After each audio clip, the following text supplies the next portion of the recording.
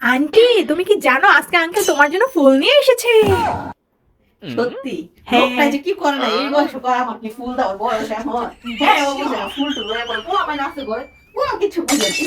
শরমে ফেলাই দি আমার যা দুনো বাজারের যে অবস্থা, একটা জিনিসও ধরা যায় না, যে দাম রে দাম, আল্লাহ।